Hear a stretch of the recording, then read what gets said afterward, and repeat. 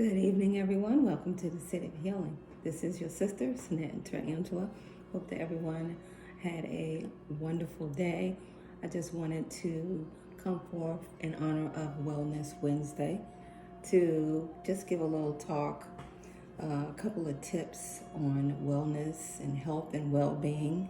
One of my favorite topics I love to talk about. I can really, what they call geek out on, not necessarily the physiology of health and wellness in the body, but in general, things that we can do to keep ourselves healthy and well holistically.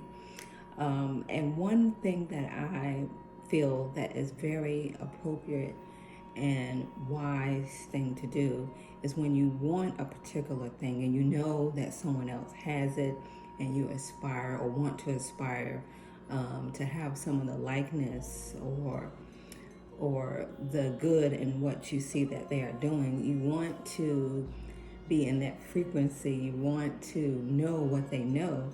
Then you study or you ask or you be around that which you want to be a part of or be like. I have talked about this before, and I have done some research, and if I decided to do a doctorate in nursing, this would be something that I may do this topic on. But I asked the question, that's how you start a research. Why do the Japanese have such longevity and wellness, especially with their elderly? Why are they living longer? What are they doing to acquire this goal? Not only just to live longer, but to thrive and be well. And I looked at Japan because research, shows and it's documented that they have the longer lifespan. They have so far the healthiest that we know of.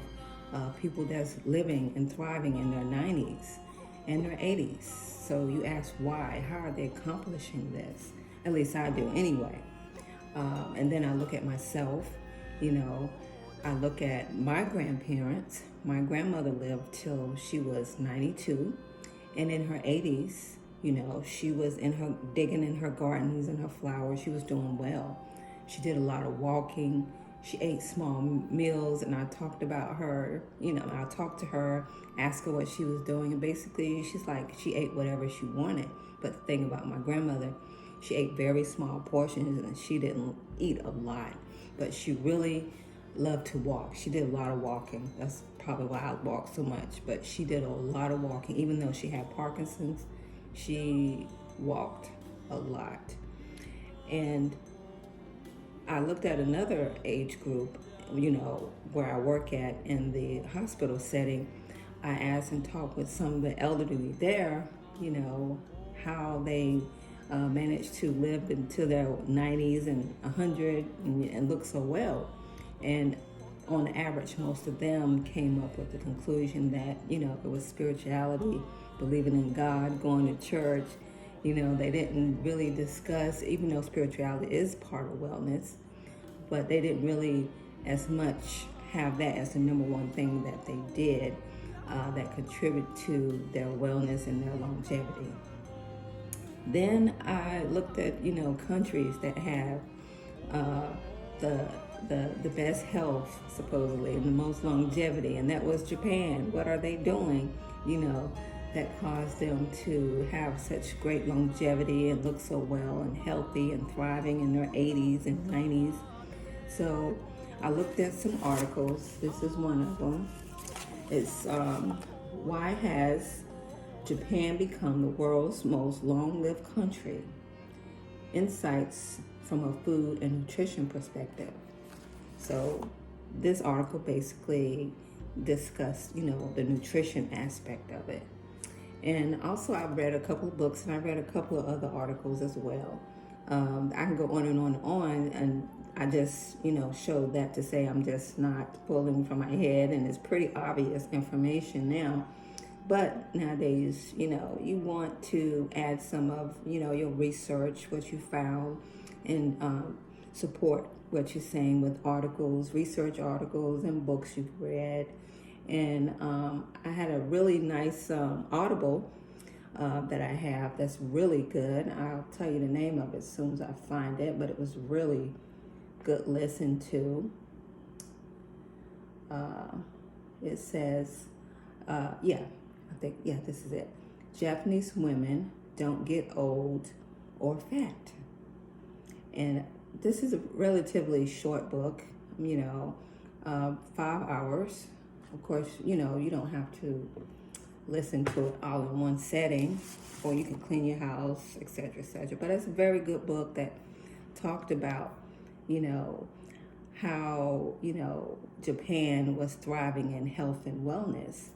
And one thing, I'll start with is nutrition. Of course, nutrition. What are they doing that Americans or other people are not doing that is causing them to have such great health and longevity?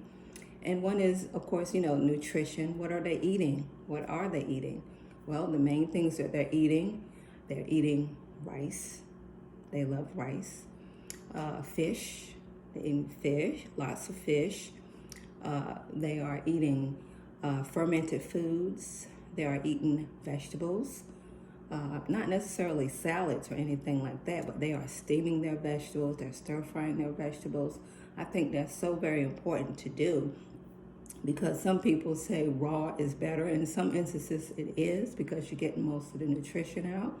But a lot of people don't have a healthy digestive system, and they're not able to break down the walls of, the vegetables so they could absorb it and you can use it for your body. So what helped confirm that, and maybe it'll help explain it better. I had a patient a few years ago, a long time ago, had some irritable bowel syndrome, and he was constantly, at least once or twice a month, in the hospital being treated.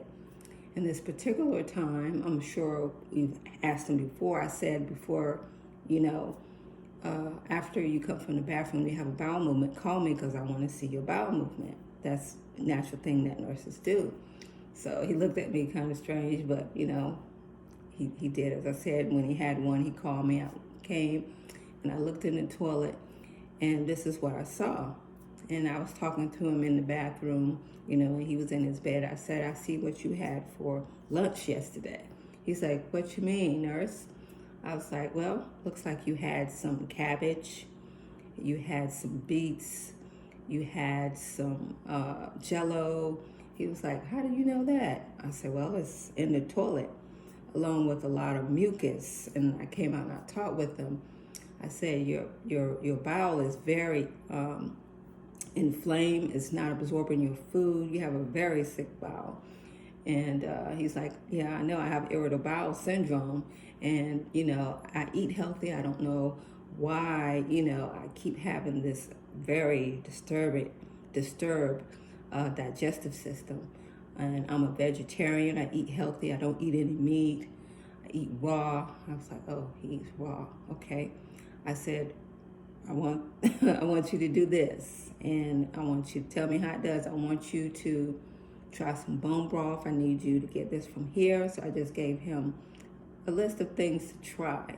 It's not going to hurt anything, because you've had all the medicines. I've known you coming in the hospital for 2 years. Nothing is consistently working. So let's try this bone broth. And then when you're able to slowly move yourself up to maybe like oatmeal, maybe, or, Jell-O. But, Jell-O, you eat a lot of Jell-O, but that's not vegetarian or vegan. So just FYI, you can start with that. But first, this is what I want you to do for about a month, so that you can relax your digestive system and it could heal with producing collagen, so that the food can be absorbed. And he was looking at me really, really strange, but he's like, okay, I'm gonna try it. And myself, I'm thinking, yeah, he's not really gonna try it. But anyway, about a week after he got discharged, about a week, and he was still having these bowel movements that was basically most of his food and mucus. despite all the steroids and everything he was having. He wasn't having as much pain, but anyway, time passed by, months. I hadn't seen him. And I thought about it, but I didn't really, mental note that I hadn't seen him in a while. Months passed by, I basically really forgot about him. And then one day, I was at Walmart. In Walmart, I am a celebrity in Walmart because I see all the patients that I take care of at different hospitals where I work at. But anyway, somebody was like, nurse. I was like, what in the world? And I turned around and someone was looking at me, coming towards me, a young white gentleman, nice looking gentleman, 28, 32 maybe. And he comes up to me, nurse. I was like, oh, one of my patients. I was like, I don't know who this is. He said, you remember me? And I'm like, I'm sorry, I don't. And he said, it's been about a year. I was like, it's been about a year? He's like, yeah, it's been about a year, but my name is such and such and such. And remember you told me to try this? He said, well, it worked. I was like, no. I could not believe it. He had actually healed himself, taken the bone broth. He was about another 2 or 3 months, he was going to join the military. And, I don't know what happened to him from there, but it worked. But the thing about health is very much so individualized. You just can't say, hey, everybody drink bone broth and you're going to be healed. It's very personalized. You have to really know the individual. You can't tell everybody to be vegan and vegetarian and eat raw if you don't know what their body is doing. But anyway, I just wanted to share that to say that I admire that, Japanese don't really focus in on, even though they're very strict about freshness of their food, they do know to steam their vegetables to break that cell wall so that you can better absorb it. So I like that. So rice, lots of vegetables, and I love vegetables, and fish, eggs, fermented foods are very, very important. And even though in the past they ate rice and they had less incidence of diabetes, they are now changing, control weight more. Brown rice, they're consuming more brown rice now. And now when we go to these restaurants and we asking for brown rice, it's not brown rice, it's basically fried rice with soy sauce on it. So most instances you have to really ask, I want brown rice. Is this actually brown rice, not fried rice with soy sauce on it? And another key aspect of rice, you have to make sure that you're chewing the rice. Short grain rice, premium kind, and you want to make sure that you're actually chewing it so you can get the enzymes and breaking down the wall so you can better absorb it. When you're doing that and knowing that you have to take, that's why they use chopsticks, so they can take small bites at a time, so they can actually chew their food and enjoy their food and digest it better. So I really like that. And another thing, even though it's not one of their, I think, better nutritional things, they like a lot of salt. And I do not like salt whatsoever. We have a couple of Japanese restaurants around here, and I love broth. I love miso sauce and miso broth, but sometimes it could be so salty and it just ruins it for me. And I believe, and I'm not sure is it much now, that they had a very high incidence of hypertension and stomach cancer with consuming so much salt, because they love salt. And in these restaurants, or at least it tastes like, I asked for pork-free stuff because I think I'm allergic to pork. But anyway, they love pork in their food. So that's just one of the things I don't like about Japanese food. In some instances, of course, if it's in Japan, it may be a different story. I don't know. But around here, a lot of salt. So I discuss some of the things that they consume.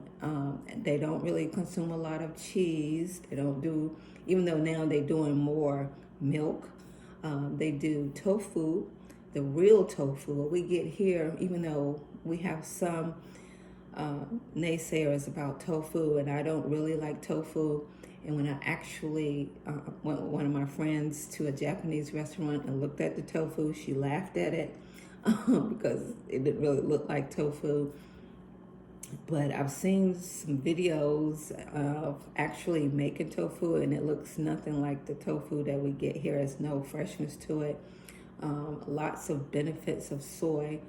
Well, not so soy, the real soy, the actual fresh soy that they actually consume in Japan, that in some instances shipped here and preserved and preservatives that's not so good for you.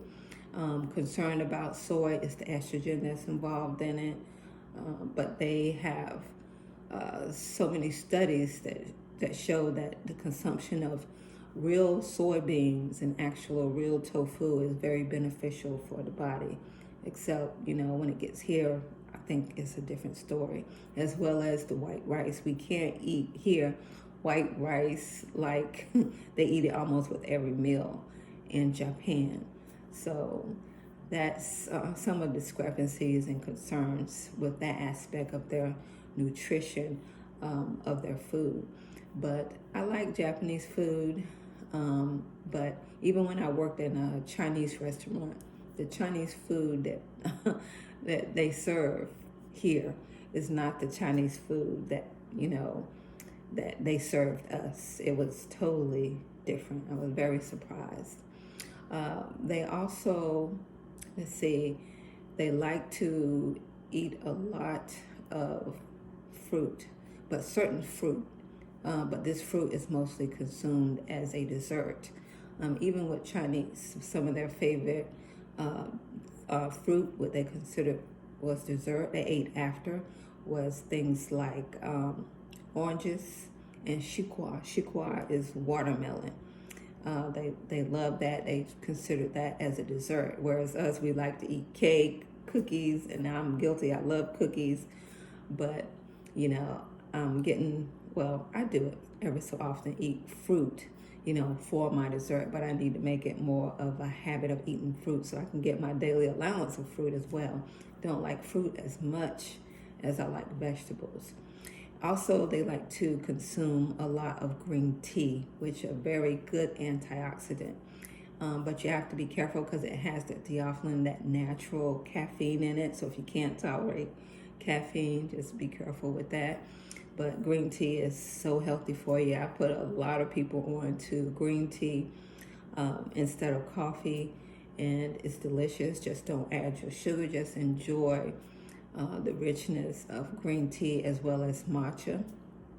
And so those are just a few things talking about the nutrition of the Japanese and how we can add that into our daily lives as well. I think it's an easy thing to do. Another thing is activity. They are very active, especially the seniors. They do a lot of walking. They do a lot of bike riding. They do a lot of yoga. Also, I think it's very interesting that they are very sociable. And it's a lot of studies that show that people have good family interaction, good personal relationships and communication. We weren't really, if you believe in the story of Adam and Eve, we weren't meant to be alone. We are supposed to have companionship. So we're supposed to enjoy, our partners, our family. We're supposed to have relationships, loving relationships and communication and actually doing things together and being active, in your community is very healthy. And then, spirituality, I didn't really hear too much about spirituality in that aspect, but of course they do a lot of, some do a lot of meditation and, relying on, the advice and the history of monks and priests in Japan. But those are just some of the aspects to look at and consider. What are the Japanese doing? Do your own research too. What are they doing that we aren't doing? Their nutrition is different. Their activity is more. They do more. They walk places more. They ride their bicycles everywhere. They have cars, but most of them are imported to the United States, because the United States, we don't want to walk, we want to drive everywhere we go. But those are just some aspects to consider. If they can do it, so can we. This is just a little something to talk about. Wellness Wednesday. I think I can further include those things in my life, and I think that you can too. And do your own research as well. Anyway, thanks for visiting the city. This was fun. I hope that you all have a very restful evening. Until next time, take care.